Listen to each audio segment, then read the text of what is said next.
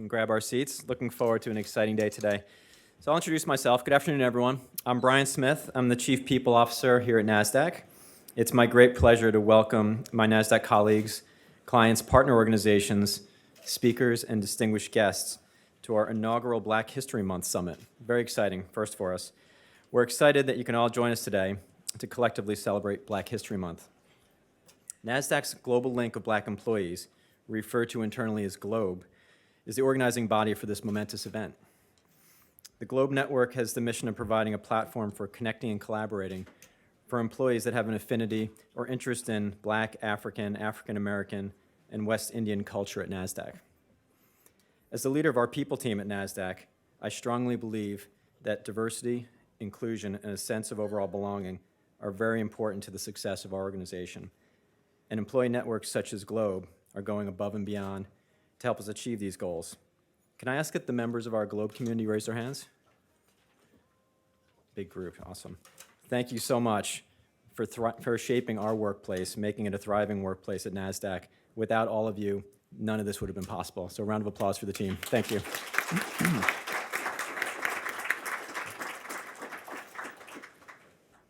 So today's event gives us a chance to acknowledge and thank the generations of African Americans who have positively influenced and enriched our nation and society.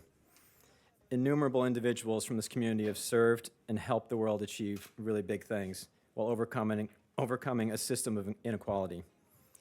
So when we celebrate Black History Month and celebrate the contributions of the community, we must not forget that the buck doesn't stop with just recognition. We need to go further.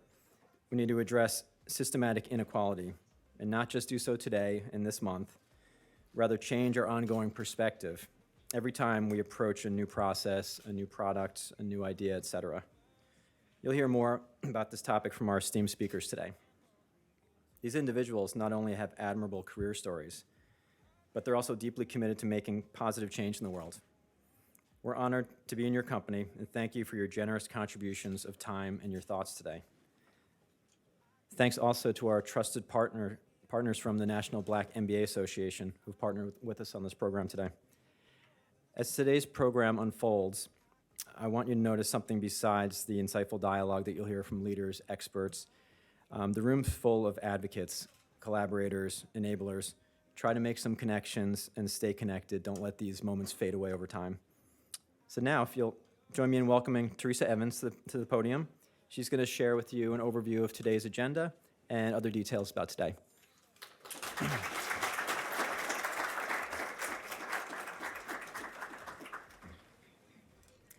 Thank you, Brian. GLOBE is extremely grateful to you and really all of the leaders at NASDAQ for your dedication to the affinity groups. There's certainly far too many people for us to thank today, so I just want to say that we really appreciate everyone's support, so thank you again. So as Brian mentioned, it's wonderful to welcome all of you and to have the opportunity to hear conversations from such inspiring presenters. GLOBE's vision for this program was to bring together professionals from a variety of industries, including business, government, nonprofits, and media, to celebrate Black heritage, connect with each other, and discuss ways that we can all continue to move forward in this work. There is a very robust agenda scheduled for this afternoon with 3 fireside chats featuring Kourtney Gibson, Kevin Liles, and Kay Wallace. And we hope to have very short breaks in between each session, followed by a networking reception at 4:15. So to begin, I have the pleasure of introducing the speakers for our first fireside chat today, Kourtney Gibson and Jon Fortt.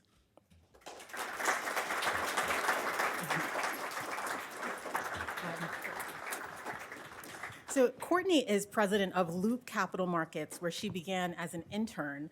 Her career advanced alongside Loop Capital's growth as she rose to the senior executive ranks, with the company becoming one of the largest privately held investment banks in the United States and the largest minority-owned financial services firm. Black Enterprise Magazine ranks Loop Capital as the #1 Black-owned investment bank by size. The company is also active in giving back to the Chicago area where they're based and leading several important community partnerships. In Kourtney's role, she oversees the cultivation and enhancement of strategic client relationships across the firm's various business lines. She's also a regular contributor on CNBC. And needless to say, we could not be more thrilled to have Kourtney as part of this event and to hear her experiences. We're also excited to have Jon Fortt, who will be interviewing Kourtney. Jon is co-anchor of CNBC's Squawk Alley. He began his career as a reporter, spending time at the San Jose Mercury News, which is Silicon Valley's hometown newspaper, as a personal technology writer. From there, he moved to Business 2.0 magazine, then to Fortune magazine, covering the largest technology companies. He joined CNBC as a tech correspondent, focused on trends that are driving innovation in the industry, as he moved into his current role as Squawk Alley co-anchor and a contributor to CNBC.com. I'm sure many of you have also seen Jon's interviews around diversity in business and have even listened to his great podcast, Fort Knox. So Jon and Kourtney, thank you both again for being here today and for taking the time to share your insights with all of us on financial industry leadership and social initiatives. So after the conversation, we will pass some microphones around the room, and we should be able to take a few questions. So with that, I ask you to join me in giving a very, very warm welcome to Kourtney Gibson and Jon Fortt.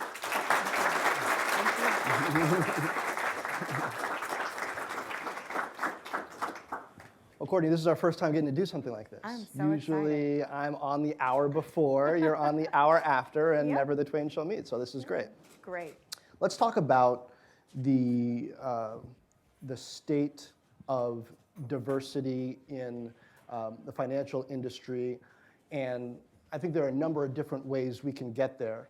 But I think to start, let's talk about your trajectory, so we can get a sense of how you got where you are. Where'd you grow up? What was your first interest in money and finance? Well, that's really, really interesting that you wanted to start there. And just so you guys know, we have not prepped. He said, Kourtney, we're going to have a discussion. And I'm like, you would do this to me, Jon. Yeah. You would, wouldn't you? I don't give the questions. I said, our first meeting, and this is how we're going to do it. But that's fine. That's fine. That's fine. Well, so it's kind of interesting. So I grew up in a town called Racine, Wisconsin. It's about 65 miles north of Chicago. Oh, wow. And interestingly enough, I started out interning at Loop Capital when I was 16 years old. And so I've worked basically my whole life. I'm a child of an educator, grew up, middle-class family, but always knew really the value of a dollar. I was, my mom was first gen, one of 11, actually born in a house with no running water, right? So to kind of watch that, see that, and see where she was, I knew what hard work meant, and started my own babysitting business at 11, working at a shoe store, and then had an opportunity to intern at Loop during really the first full year of its inception. Wow.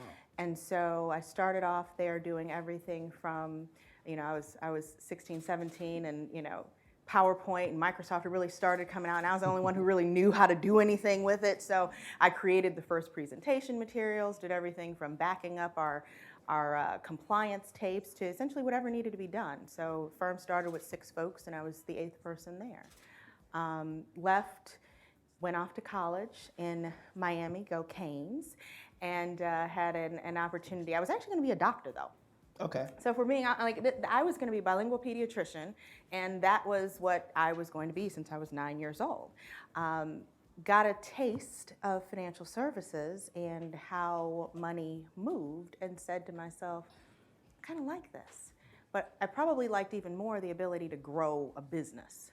So went off to school, had an opportunity to actually go work at Morgan Stanley. I was a Richard B. Fisher Scholar, which was a diversity scholarship that Morgan Stanley instituted. Had an opportunity to work on Wall Street for the summer, and then decided that I wanted to grow something. I wanted to build. I liked the industry, and said, let me come back to Chicago and see what Jim Reynolds and team are talking about, and if I can help them grow something great. So. Now, I know college was just 5 years ago and everything. It was, absolutely. But how much would you say opportunities, programs, infrastructure in financial services has changed, advanced, evolved since the time when you were, say, with Morgan I started Stanley? at 12. Started at 12. I started really at 12. I know I said 16, but I started at 12. Oh, you really did? But no, I really did start at 16. But it was, Okay.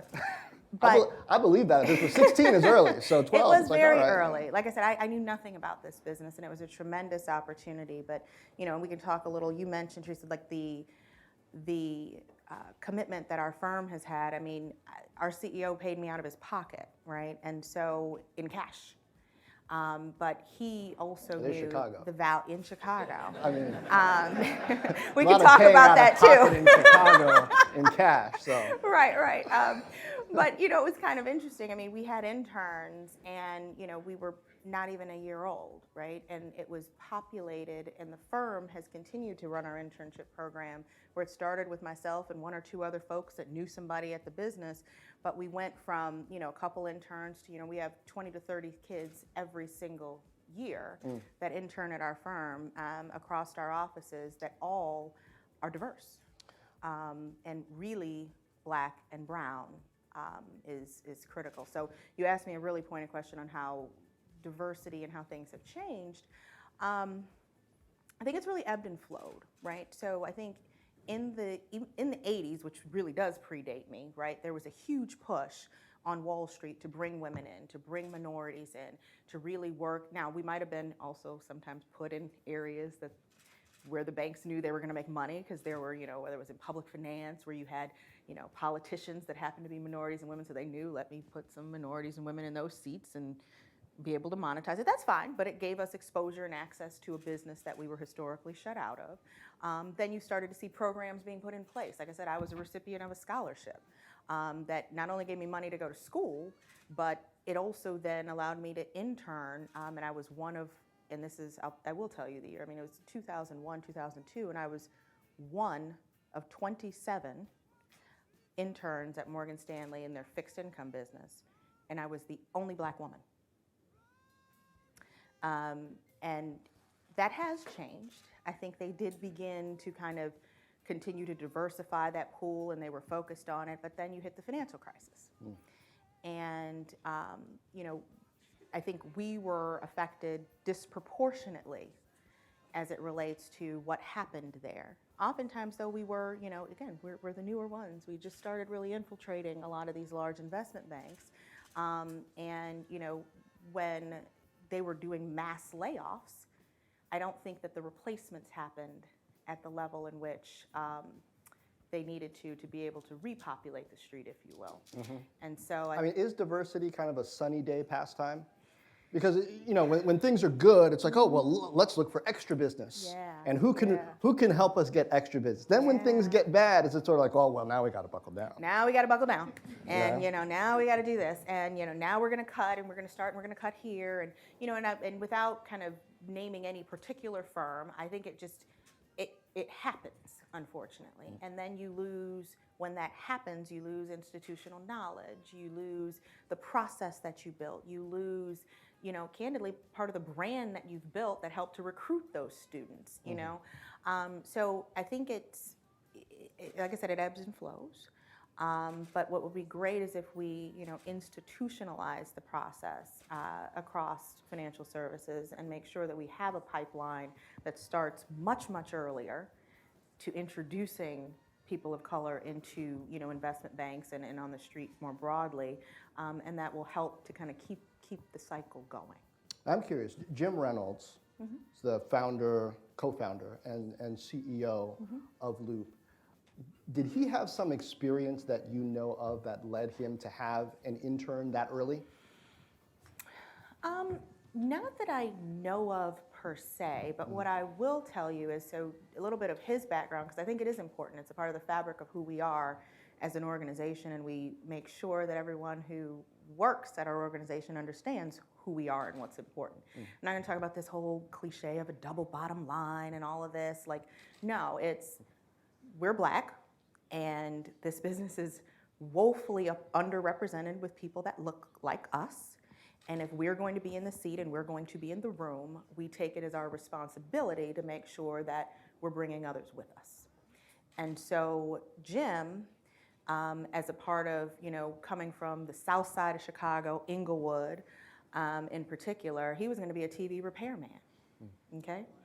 And ended up. Good thing he didn't do that. Yeah, because, well, it's funny, because when he tells the story, he'll tell you he looked behind his mom's TV and realized, I can't fix this. And so it's always a funny story, and that's literally why he went to college. He went to a vocational high school, which I think there is still a place for vocational schools, and I think we need to kind of encourage that, and the technical skills at certain levels with our people here. But you know, he was like, okay, well, I'm gonna just go to college, and then he ends up going to college, getting a job, and ultimately working at Payne Weber, UBS, then going over to Merrill Lynch. And if you know anything about Chicagoans, they don't really like to leave Chicago, and so all the big banks kept wanting him to go run an investment bank, you know, an arm of an investment bank from New York, and nothing against New York, but he's like, I'm Southside Chicago, right? This is where my family is, and I want to build something here.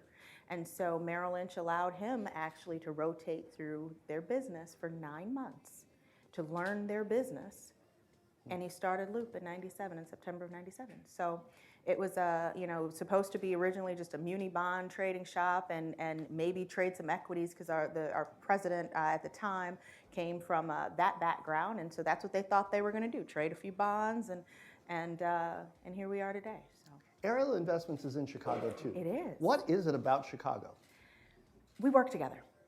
I will unequivocally tell you, it is a difference maker. Instead of, I think I can talk candidly in here today, right? I mean, we're among friends. Critical mass of black people to among talk friends. to. We got critical mass in the room. This is now the cookout. This is It is.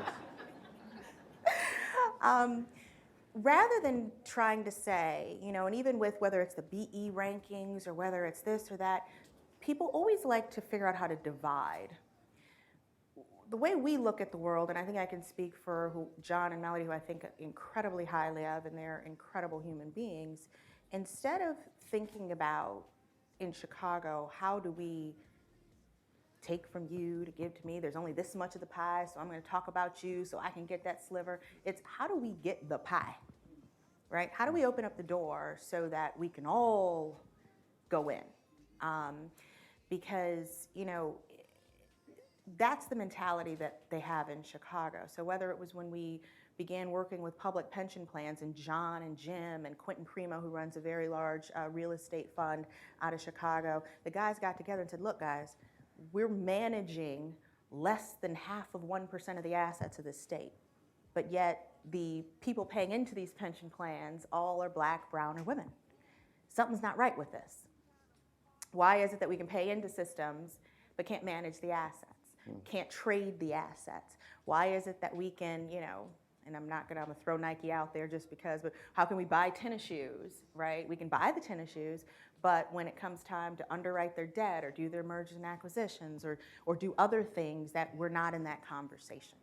And so Jon in particular and Melody, who both sit on corporate boards, one thing that they do unequivocally is if they are in that room, and I learned from them at a very young age, if you are in that room, it is your responsibility to make a difference. And so when Jon and Mel, whether it's McDonald's, Nike, they better believe, I don't know if they know what they got putting him on that board last year, but Melody, whether it was at Estee Lauder, at Starbucks, you name it, she makes sure that there's representation, particularly in financial services, because people forget about it. It's hard, it's difficult. People don't understand money, they don't talk about it. And so where it's easy to talk about we're buying widgets in procurement, which we still want to buy widgets, by the way, it's also what are you doing in kind of the professional services? What are you doing with accounting firms, with legal firms, with financial services firms? How are you being inclusive? And so that's my long-winded way of saying it's ingrained in the fabric of the people. If you're not like that in Chicago, you're not going to probably get very far. And people are going to look at you kind of funny. Like, what do you mean you're not going to be down for the cause? Okay. I was looking for some stats. The Center for Financial Planning put out a really great diversity report last year in the fall. I recommend people check it out if you haven't already. And this is narrow. It's just looking at the financial planner profession specifically. But there's a bit of a breakdown. It says, okay, women, as a percentage of the US population, 52%. as a percent of financial advisors, 33%. As a percent of CFP certificants, Certified Financial Planner certificants, 23%. African Americans, 13% of the population, 8% of financial advisors, 1.51% of CFP certificants. Hispanics, Latinos, 16% of the population, 7% of financial advisors, 1.99% of CFP certificants. That's not good. It's actually probably better than if you actually look on the institutional side, which is where we generally play, but I definitely know those numbers kind of in wealth management on the retail side too. Again, those are probably higher than even on the side that we sit on because we're starting to gain a little bit of wealth. We have athletes, we have entertainers, but you're right, those numbers are not good. So how does the needle get moved? Being intentional.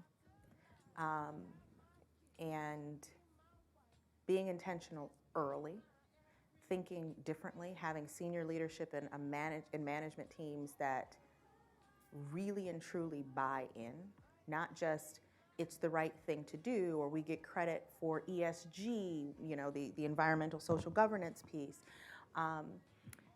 Really finding value in and understanding the value in having diversity of race and gender, right? Because whenever people talk about diversity, oftentimes it does encompass a lot of things for people. And those things are important, don't get me wrong, but they're not more important than this part either, right? When we talk about when in an economic downturn, how we're disproportionately affected, professional services all the way through, you know, workers generally speaking. I mean, the stats don't lie.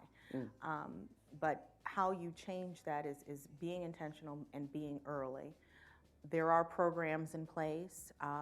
You know, it's starting in high schools, it's starting with financial literacy, it's starting with tapping talent from different places. One thing we did talk about beforehand was just the recruiting, because I said, you know, it's hard right now for investment banks to recruit, period. I don't care if you're Goldman Sachs, Morgan Stanley, you take your pick, even away from diverse candidates, just getting top tier talent. The competition is fierce out there right now. You know, and one thing is for sure with getting top tier diverse talent, it's fierce, but a lot of times people don't realize you don't have to go to only 5 schools to recruit.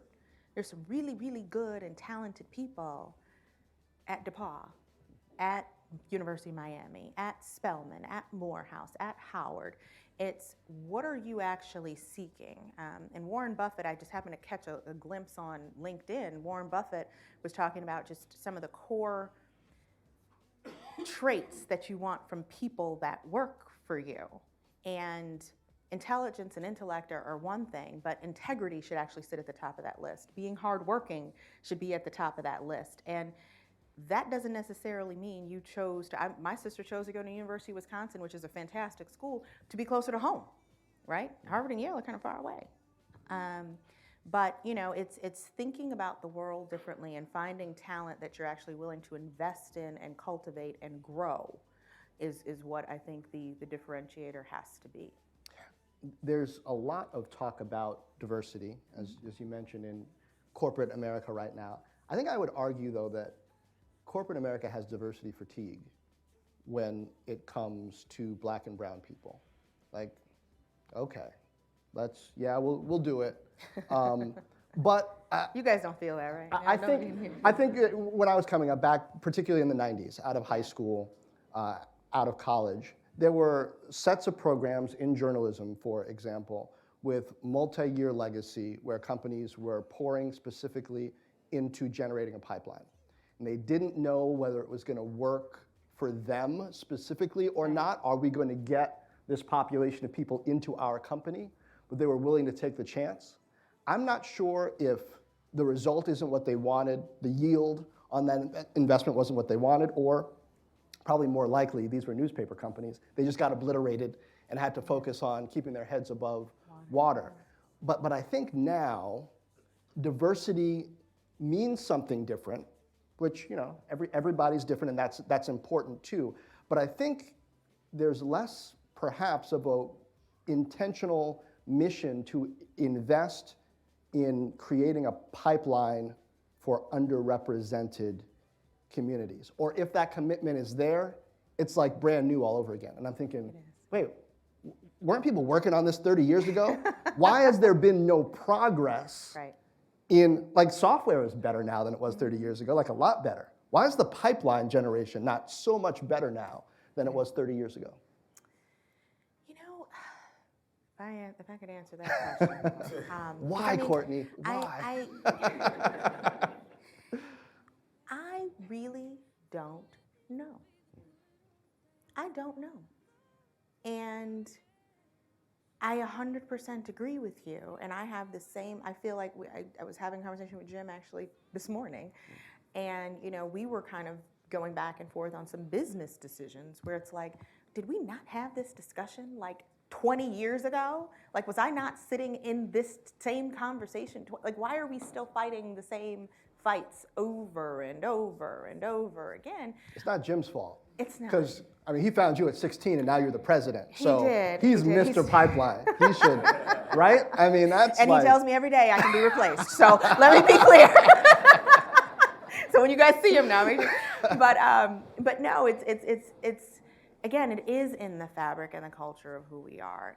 We live in a quarter to quarter, you know, cycle. When you think about companies and corporations, most, you know, the CEO transitions that we see happen so frequently that you end up, again, you don't have the institutional knowledge and commitment. And so then you say, okay, what about the board level? We all know how difficult it is to change board members out. It's making sure that it's happening there, right? It's making sure that it continues to permeate organizations from the top all the way through. I think that is how you ultimately do make a difference. And it also, as we start to get, or we should see, Jim would be very disappointed in me if, heaven forbid, something happened to him and I'm not continuing what is the legacy, right? So when you have people in a position, what are they doing when they're there?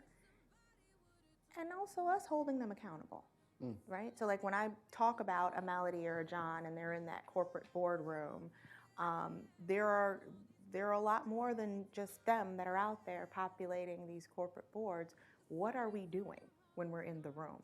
Should the burden fully all sit on us? No. And we could say, woe is us, and we're victims. We can do that all day.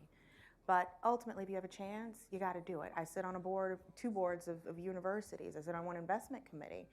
And I was so excited to be in that room, but not because, oh, that helps make my resume look great and blah, blah, blah. But I was excited because I'm like, oh my God, I have a chance to make a difference. First thing I did is I sat down and I looked at all the asset managers that managed that pension and that endowment. And because I know them, I'm like, I'm sorry, there's no black people and no brown people. I said, before this next board meeting, we gotta make this change. Does anybody feel like we shouldn't? That's what I said. I was like, is this a problem? I mean, I understand sometimes maybe you can't find them, or maybe your consultant didn't bring them to you, but I got a few, and I have some top tier talent. As a matter of fact, the #1 private equity firm in the country happens to be run by a black man.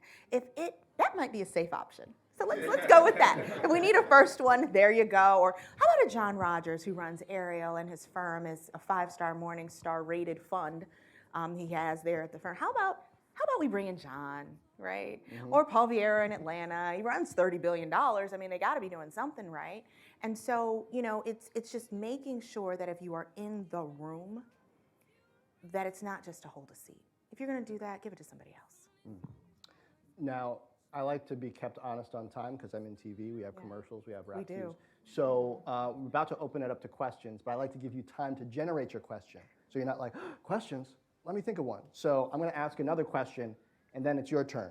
And my question to you is this. For the people in this room, what do you think is the best action item, the things that we can do more to advance this cause in whatever role, more junior than yours, we happen to be in? I'm going to go with what first popped in my head, and it's 2 words. It's be present. And so you said to me whether it's in a role that's junior or whether you're making decisions that could change the world, you have to be present. And so if your job at whatever company you're in is to bind the presentation pitch books, and you know you're the only, I like to use this term, you're the only spot of color in the room, let's make sure those pitch books are perfect. Let's make sure everything you touch, the bar is higher. We can act like and pretend like it's not, it is. And yes, you do represent, I tell people all the time, I do it for the culture. And it's cliche, but by the same token, like it's hard. Like I don't manage money and I'm on CNBC and I have to talk about it. What I don't want is for the next time that, the talent people say, oh, we want to put, we want more. I don't want them to say, well, ooh, we know what happened with Kourtney, right? I want them to say, well, Kourtney did great, let's get more, right? I want to say, hey, John, I'm on today, let me bring you on with me. Or, hey, have you guys talked to so-and-so? They'd be great to have on the show. But be present. Everything that you do, be present, be great. From the most minor tasks all the way through the ones that can literally change the trajectory of lives. And part two, we got some very senior people in the room too. Yeah. What can they do? Again, it's pretty consistent. But if it's something you firmly believe in, and as a matter of fact, even if you don't, let's play that role. You're here because, hey, somebody said this was important. Somebody said to you, the organization values this, and you don't want to be the guy or gal that says, I don't really believe Here's why in we this. shouldn't Here's do why this. we shouldn't. Do some homework. Find out, right? Maybe you had one bad experience with one diversity hire. People love that term. One diversity hire didn't go well. Well, I'll tell you, like people tell me, and it's going to be a little bit longer, but during the financial crisis, right, Lehman Brothers and Bear Stearns went out of business. There have been multiple minority and women-owned firms as well that have gone out of business, but it's kind of funny, whenever one goes out of business, and they clearly didn't have the impact that Lehman Brothers and Bear Stearns did on the world, but I recall going into meetings where clients would say, well, so-and-so went out of business, so how do we make sure that that doesn't happen if we do business with you? And I said, well, did you stop doing business with Goldman and Morgan Stanley when Lehman and Bear Stearns went out of business? No, you didn't, did you? And they don't expect me to say that, and candidly, if it was just about the money, but I mean, it's bigger than that, right? Like you can't allow certain things to transpire in a way, and I did it in a way that was clearly respectful, but I need you to think, right? And so just because you had one bad hire, how many times did you hire someone else that looked differently that didn't do a great job? We deserve second and third and fourth and fifth hires too. So that would be what I would say. And with that, as promised, questions. Well, I want to thank you both for being here. Thank I you. really appreciate it. And somebody asked John a question too. 'Cause I told him this was going to be a dialogue, and he let me get roped into his amazing journalistic You were skills. so good, I didn't have to say anything. That's so terrible. I'll try to think of something for you too, John, but I think you're on. I work on the public policy side of NASDAQ. Right now, if you take a look at the Financial Services Committee, which has jurisdiction over both our businesses, the top row has changed a lot than over the past years that I've been dealing with them. Starting from the chair, Ms. Waters, Mr. Meeks, Mr. Cleaver, Ms. Beatty, you name it, except for a couple. So the look on the financial services issues has changed somewhat. But I remember finding in the past that when you had members who cared about this and would reach out to minority-owned, particularly straight up black-owned businesses, investment banks, hedge funds, and so on and so forth, and would say, look, I'm trying to work on this thing. I need you to come and testify. It was, well, I'm trying to get business from such and such, so I don't want to speak on this and that and so on and so forth. But now with some of the changes, for instance, where is Loop Capital Partners when it comes to policy issues and working with them on trying to change the policies in America, while we have a very favorable committee of jurisdiction? I will say all those people know myself or Jim by name, unequivocally. There's a lot of things that have to go on behind the scenes. And it's sort of like if you see John, who testified at the last set of hearings where they had specifically related to asset management, you would see us working behind the scenes on certain things. Again, the doors have to be opened. And, excuse me, I'm losing my voice here. When you think about our wonderful political leaders, unless we educate them, right, they aren't going to know. They don't do this day in and day out. Part of what we did, I talked about Illinois. There's legislation on the books that essentially ended up getting mirrored across the country, whether it was in Maryland, whether it was in the state of New York, right here.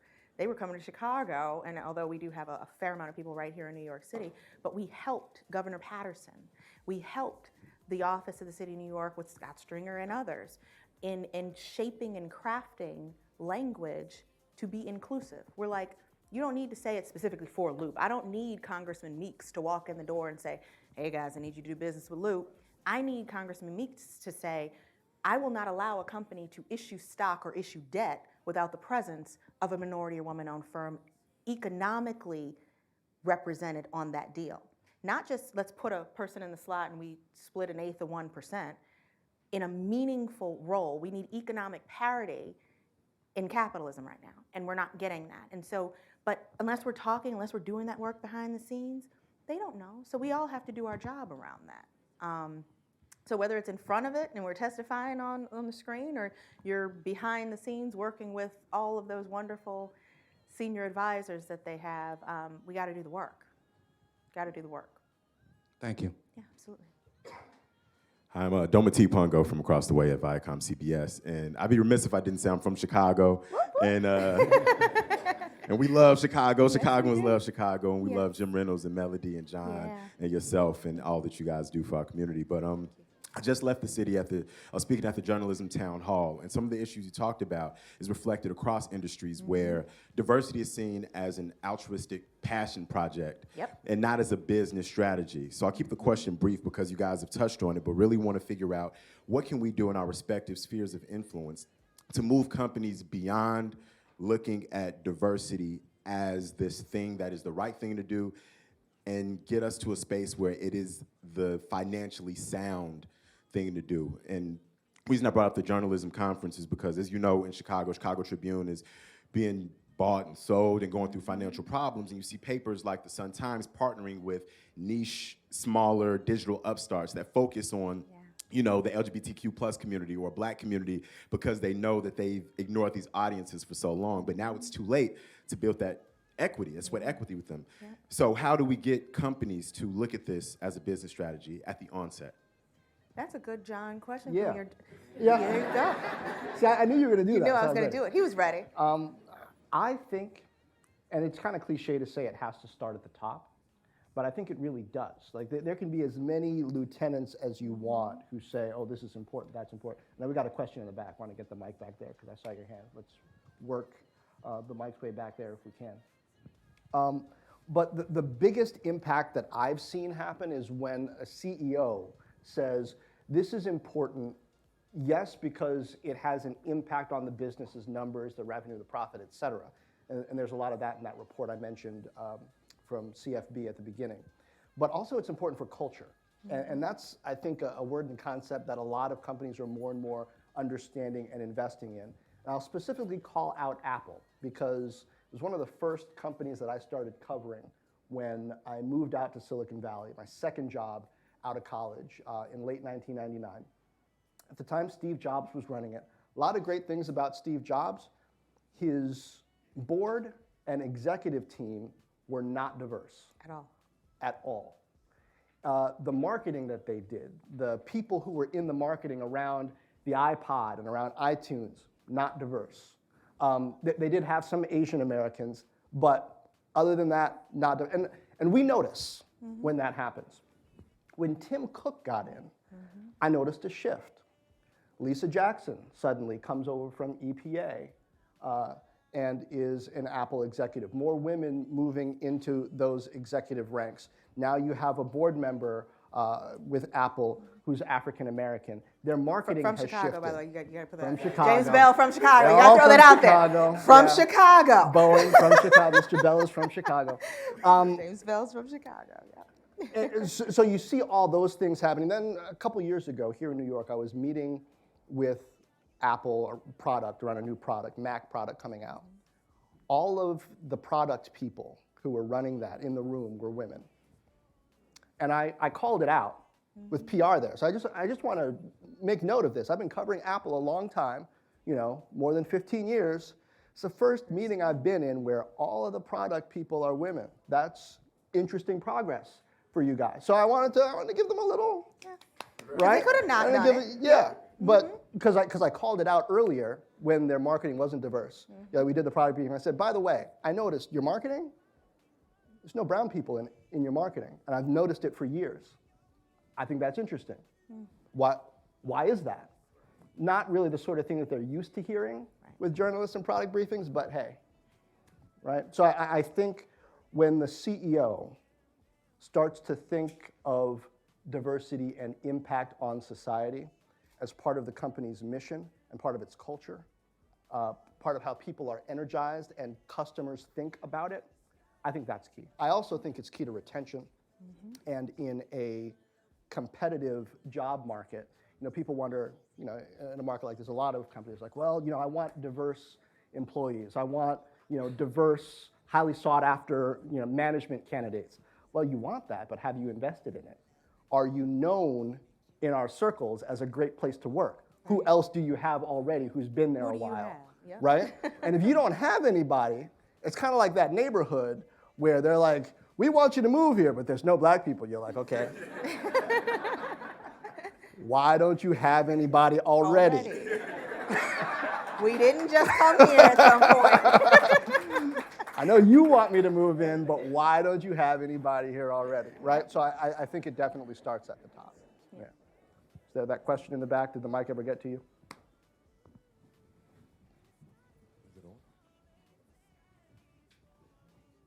Now, he looks like he could be from Chicago. Maybe. Hello? It's not working right now. But my question is, and I apologize. Hold on a second. There we go. Got a second mic coming to you.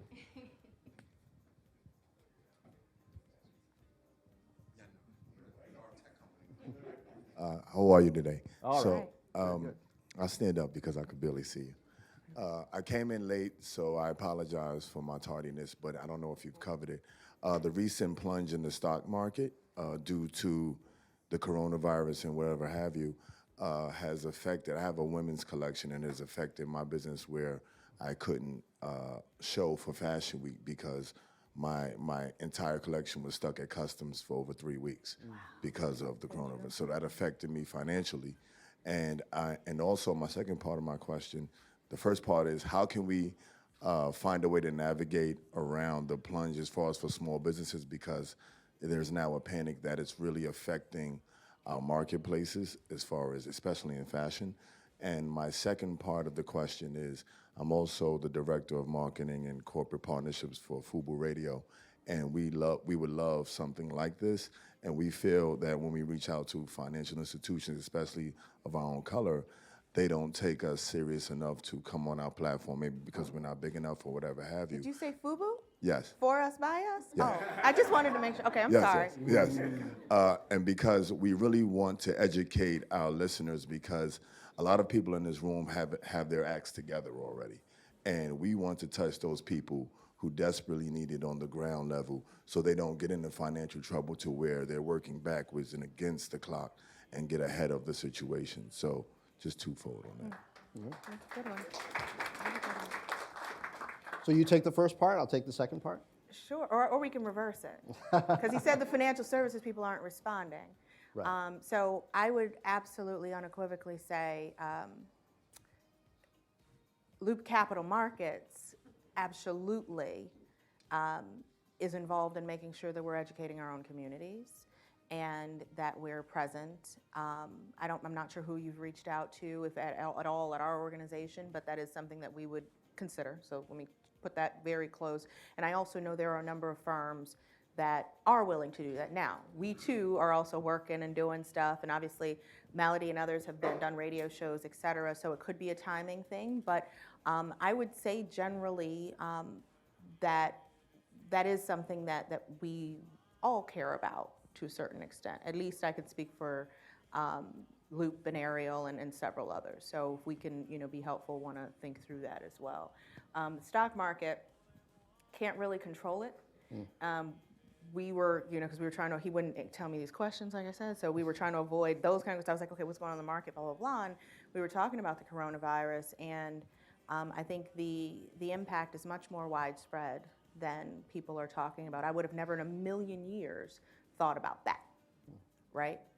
In a million years. And so I'm not sure how you would think about that, and kind of whether it's the tech space or whether it's alternative distribution channels or whether it's alternative factories that you have as backups if that's where clothes are coming from somewhere else and those factories are shut down over there right now.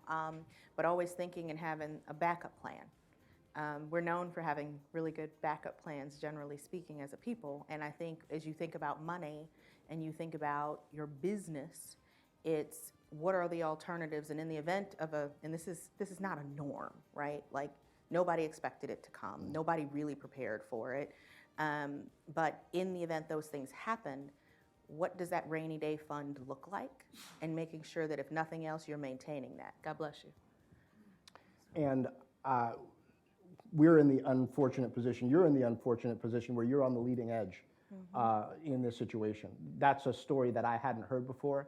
I need to get educated to understand your situation and how many more people it represents, and then maybe I can get some information to get smarter for it and get some answers for other small business owners in your situation. So let's exchange info. How are we on time? Who can tell me? Apparently we're good. Okay. Can you guys hear me? Okay, this is the last question.